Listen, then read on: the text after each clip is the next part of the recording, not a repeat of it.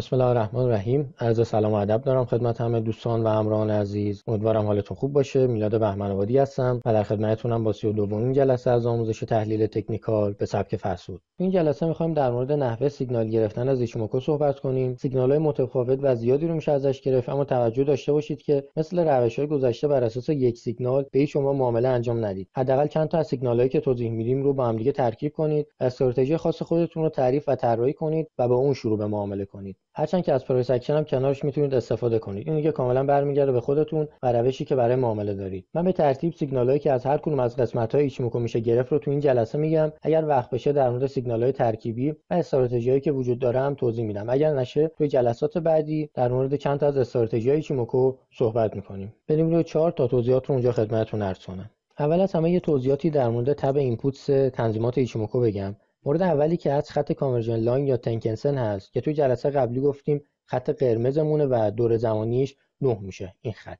مورد بعدی بیسلاین یا کیجونسن هست که دور زمانی 26 داره و خط آبی رنگمون بود. اینا رو میتونید تغییر بدید. مورد سوم لگینگ اسپن 2 یا اسپن بیمون هست، خط قرمزی که ابر کومو رو طراحی میکنه و تشکیل میده. دور زمانیش گفتیم 52، این رو هم میتونید تغییر بدید. و مورد آخر دیسپلیسمنت که دور زمانی 26 رو داره. همین موردی هست که ما گفتیم ابر کومومون 26 دوره به جلو شیفت پیدا میکنه و خط چیکو یا چیکو اسپن 26 دوره به سمت عقب یا به سمت چپ شیفت پیدا میکنه. 26 دقیقاً به همین معناه. یعنی من اگر اینو تغییر بدم بذارم 2، میبینید جای 26 دو دوره به جلو و دو دوره به عقب شیفت پیدا میکنه. بقیه تنظیمات رو هم میتونید به همین طریق عوض کنید. فقط موردی که نیاز به توضیح داره اینه که این عدد 9 از اینجایی اومده که زمانی که اندیکاتور توی ژاپن سال 1930 طراحی شد، اون زمان توی ژاپن 6 روز کاری داشتیم. ما الان تقریبا توی اکثر جای دنیا 5 روز کاری داریم و بازارهای مالی هم معمولا مثل بازار بورس خودمون 5 روز بازن.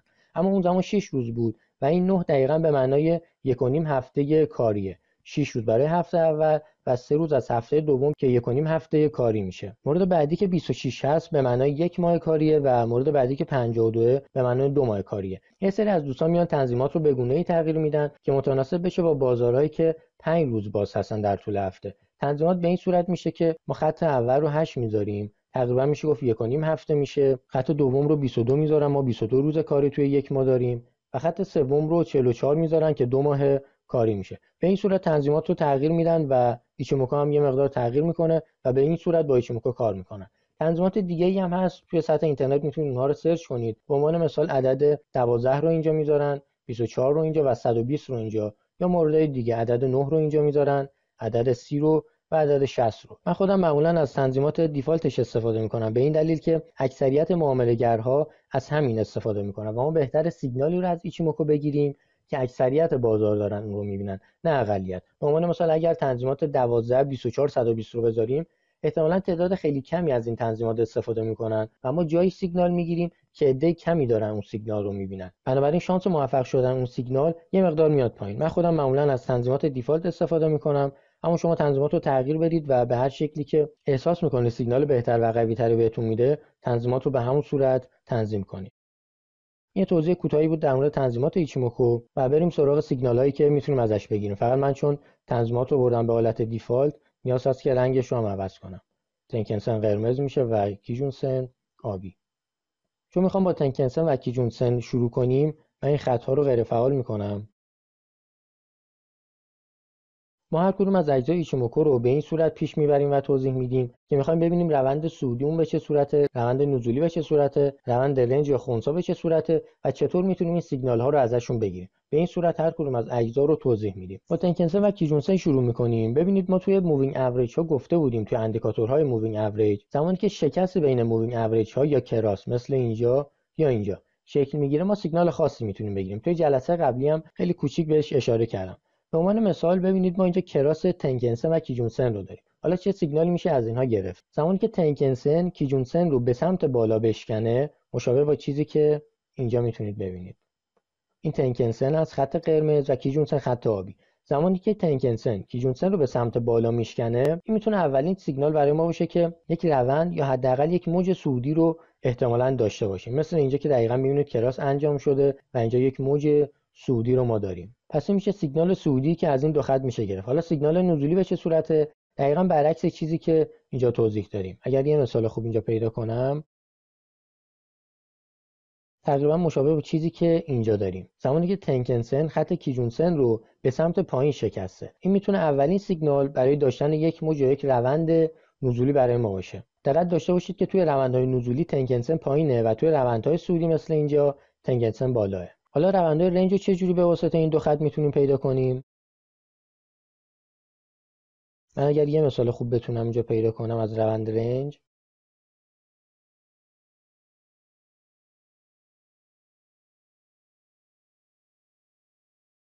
تقریبا مثل این محدوده‌ای که اینجا قیمت در حال نوسان بوده. می‌بینید که تنکن-سن و کیجون-سن خیلی زیاد دارن همدیگر رو به سمت بالا و پایین قطع میکنن. اینجا به سمت بالا قطع کرده، اینجا به سمت پایین، دوباره به سمت بالا، به سمت پایین. همینجوری می‌بینید که تعداد قطع‌ها و تعداد کراس‌ها خیلی زیاده. به دو صورت میشه روند رنج رو به واسطه این دو خط پیدا کرد. مورد اول چیزی هست که توضیح دادم. کراس‌های زیادی هستند و خیلی هم طولانی نیستن. می‌بینید که کراس سودی فقط چند کندل بوده و بلافاصله بعدش ما کراس نزولی داشتیم. اینجا فقط چند تا کندل داشتیم و بلافاصله کراس صعودی داشتیم. زمانی که این اتفاق میفته میتونیم این احتمال رو بدیم که ما توی یک روند رنج هستیم. مورد دومی که وجود داره اینه که فاصله بین تنکن-سن و کیجون-سن خیلی کم باشه، مشابه با اینجا. شاید ما کراس‌های زیادی رو مثل اینجا نداشته باشیم، اما این دو خط خیلی نزدیک به هم هستن و به صورت افقی شکل میگیرن. توی این زمان هم میتونیم بگیم که ما توی یک روند رنج هستیم. این از موردهایی که از تنکن-سن و کیجون-سن میشد سیگنال گرفت بود. من در مورد حمایت‌ها و مقاومت‌هاش جلوتر توضیح میدم، چون هر کدوم از آیتم‌های ایچیموکو میتونن نقش حمایتی و مقاومتی خیلی خوب و قوی داشته باشن. اونا رو جلوتر توضیح میدم و الان فقط میخوام نحوه سیگنال گرفتن از اجزای ایچیموکو رو بگم. این در مورد این دو خط بود. من اینا رو غیر فعال میکنم و لگینگ اسپند رو فعال میکنم. لگینگ اسپند یا چیکو اسپند به این صورت میشه ازش سیگنال گرفت. اینو توی جلسه قبلی گفتم که همون قیمت ما هست که 26 دوره به سمت چپ یا به گذشته شیفت پیدا کرده. موردی که میشه از این خط سیگنال گرفت به این صورته که زمانی که چیکو یا چیکو اسپند کندل ها رو به سمت بالا قطع میکنه، این سیگنال برای ما صادر میشه که احتمالاً وارد یک موج یا یک روند صعودی خواهیم شد. و زمانی که کندل ها رو به سمت پایین قطع میکنه، این سیگنال برای ما صادر میشه که احتمالاً یک روند یا حداقل یک تک موج نزولی رو داریم. من اگر مثالاش رو بخوام براتون بزنم، به عنوان مثال ببینید ما اینجا چیکو اسپند رو داریم که از کندلا خارج شده و بالای کندلا هست. اگر 26 دوره بریم جلو، چون چیکو اسپندی که ما اینجا داریم قیمتی هست که 26 دوره بعدی شکل گرفته.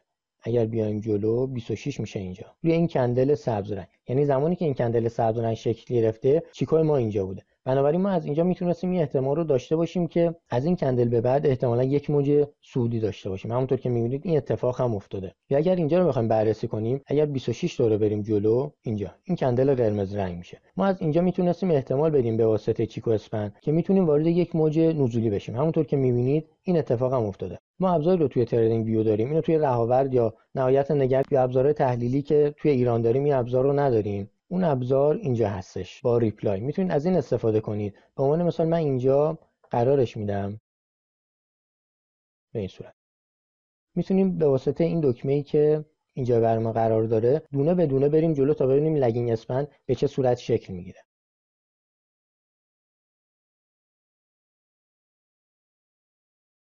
دقیقا میبینید که روی این کندل چیکو اسپند از کندلا خارج شده و سیگنال صعودی برای ما صادر شده و همونطور که بهتون نشون دادم ما وارد یک موج صعودی میشیم. برای نوع نزولیش هم به همین صورته. اونم اگر بخوایم با هم دیگه ببینیم، اینجا میبینید که توی کندل قبلی چیکو از کندلا به سمت پایین خارج شده و احتمالاً وارد یک موج نزولی شدیم.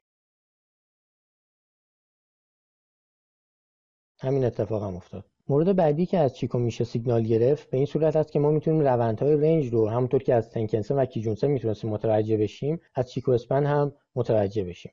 اگر یه مثال خوب بتونم پیدا کنم،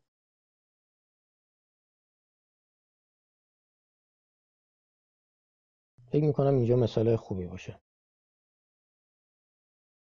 تقریبا همینجا میبینید که چیکو اسپند داخل کندل ها هست، نه بالای کندل هاست مثل اینجا و نه مثل اینجا پایین کندل ها. زمانی که چیکو اسپند داخل کندل ها شکل میگیره ما تو یک روند رنج هستیم، دقیقا مشابه با تنکن-سن و کیجون-سن که گفتیم یا روی همدیگه هستن و دارن حرکت میکنن یا به تعداد زیادی همدیگه رو به سمت بالا و پایین قطع میکنن. اینجا هم زمانی که چیکو اسپند داخل کندل ها هست این سیگنال برای ما وجود داره که ما توی یک روند رنجیم و باید از استراتژی‌های خاص روند رنج استفاده کنیم تا منتظر بمونیم تا بازار روند بگیره. تقریبا اینجا هم به همین صورته. می‌بینید که شکست‌های خیلی کوچیک داریم. این شکست‌های خیلی کوچیک برای ما اهمیتی ندارن، چون ممکنه بلافاصله بعد از شکسته شدن برگرده داخل کندل‌ها. اینم میتونه یک روند رنج باشه و سیگنالی باشه که از چیکو اسپن میتونیم بگیریم. مورد بعدی و مورد آخری که وجود داره ابر کومو هست که سیگنال‌های خاصی رو هم میتونیم از اون بگیریم. این دوتا میشن ابر کومو و اینم میشه رنگ داخل ابر کومو. حالا سیگنال صعودی که از ابر کومو میشه گرفت به چه صورته؟ ببینید ما توی ابر کومو هم یه سری کراس داریم. توی تنکنسن و کیجونسن داشتیم، اینجا هم داریم. کراس به این صورته که ابر کومو نزولی تبدیل به ابر کومو صعودی میشه یا برعکس ابر کومو صعودی تبدیل به ابر کومو نزولی میشه. حالا سیگنال صعودی ابر کومو به چه صورته؟ زمانی که ابر کومو ما صعودی باشه، این سیگنال برای ما وجود داره که روندمون احتمالاً یک روند صعودیه. از زمانی که ابر کومومون ابر قرمز رنگ و نزولی باشه، ما میتونیم سیگنالی مبنی بر نزولی بودن روند یا نزولی بودن موجی که داخلش هستیم که میتونه یک موج اصلاحی داخل یک روند صعودی باشه، میتونیم این سیگنال رو ازش بگیریم که اینجا روند یا موج نزولیه و اینجا روند یا موجمون صعودیه. روند رنج رو هم از اون ابر کومو میشه متوجه شد. بازم من اگر یه مثال بتونم اینجا پیدا کنم،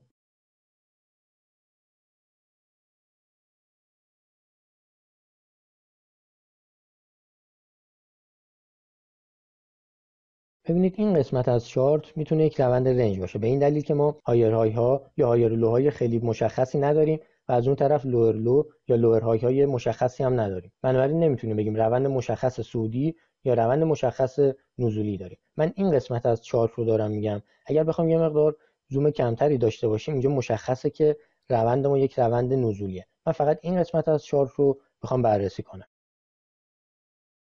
ببینید زمانی که قیمت برخوردهای زیادی با ابر کومومون داره و توی ابر کومو هست، ما میتونیم بگیم داخل یک روند رنج هستیم. میبینید که اینجا برخورد با ابر کومو داره، نتونسته بشکنه، اومده پایین، مجدد برخورد داشته با ابر کومو، اومده پایین، مجدد برخورد داشته با ابر کومو. تو اینجور مواقع میتونیم بگیم روندمون رنجه و روند مشخص صعودی یا نزولی وجود نداره. این مورد اولی است که میشه روند رنج رو با ابر کومو متوجه شد. مورد دومی که وجود داره اینه که ما سویچ های زیادی توی ابر کومو داریم. به عنوان مثال اینجا میبینید که ابر ما صعودیه، اینجا سویچ داشتیم، ابرمون شده نزولی.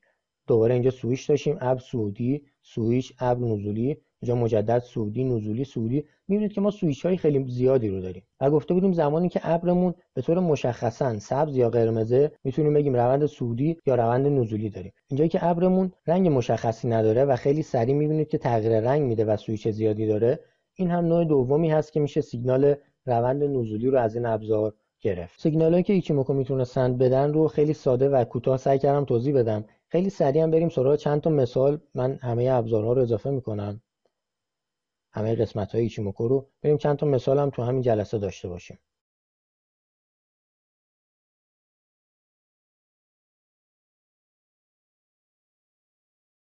همینجا میبینید زمانی که ما کراس تنکنسن و کیجونسن رو داشتیم، بعد از اون روند یا موج سودی ما شکل گرفته و اگر ما بر اساس این یه سیگنال اینجا وارد میشدیم میتونستیم سود خوبی رو داشته باشیم. اما گفتم بر اساس یه سیگنال نباید معامله کرد. دلیلش هم اینه که ما اینجا هم کراس داشتیم، اما اگر اینجا وارد میشدید میبینید که قیمت تا اینجا هم افت داشته اما بعدش تونسته صعود کنه که این صعود بعدش ممکنه دلیل دیگه‌ای داشته باشه و دلیلش کراس اینجا تنکنسن و کیجونسن نباشه. بنابراین یه سری جاها مثل اینجا میتونیم سیگنال درست بگیریم و یه سری جاها مثل اینجا سیگنال اشتباه. کاری که میشه کرد اینه که سیگنال ها رو با هم دیگه ترکیب کنیم. به عنوان مثال ما اینجا میتونیم کراس تنکنسن و کیجونسن رو داشته باشیم و ترکیبش کنیم با ابر کومو صعودی که داریم. یا اگر میبینیم باز هم سیگنال خوبی نمیگیریم، ترکیبش کنیم با چیکو اسپنی که داریم. به عنوان مثال از اینجا 26 تا رو برگردیم عقب، تقریبا میشه گفت اینجا چیکو اسپن ما اینجاست. چیکو اسپن بالای کندل ها، ابر صعودی و کراس تنکنسن کیجونسن هم داریم. ترکیب اینا میتونه خودش یه استراتژی خوب و قوی باشه برای اینکه بتونیم یه سیگنال خوب داشته باشیم. اما اینجا میبینید که کراس رو داریم، ابر رو داریم. حالا اگر بیایم چیکو رو بررسی کنیم، 26 کندل قبل اینجا میبینید که چیکو اسپن داخل کندل ها هست. به همین راحتی و فقط با استفاده از ابزار چیکو ما میتونیم از یک ورود اشتباه به معامله که میتونه برای ما ضررده باشه، به این دلیل که اگر اینجا وارد بشیم به هر حال یه استاپی باید برای معامله داشته باشیم. اگر استاپ رو جایی بالاتر از این قسمت داشته باشید، قطعا از اون معامله با ضرر خارج میشید. هرچند که اگر بخواید اینجا وارد بشید، استاپ رو میتونید زیر آخرین لو و زیر ابر کومو بذارید. حالا بحث استاپ ها رو نداریم، بحث اینه که چیکو اسپن به همین راحتی میتونه از ورود شما به یک معامله اشتباه جلوگیری کنن. بنابراین این قسمت از اندیکاتور رو جدی بگیرید و به هیچ عنوان اون رو روی چارتتون حذف نکنید. این برای سیگنال سعودی تنکسن کیجونسن بود و یه استراتژی هم همینجا با هم دیگه پیدا کردیم. میتونید این رو تست کنید روی چارتاتون و اگر مناسب بود ازش استفاده کنید. مورد بعدی میبینید اینجا ما کراس داشتیم، بعدش موج صعودی داشتیم، کراس نزولی داشتیم، بعدش هم وارد یک موج نزولی شدیم.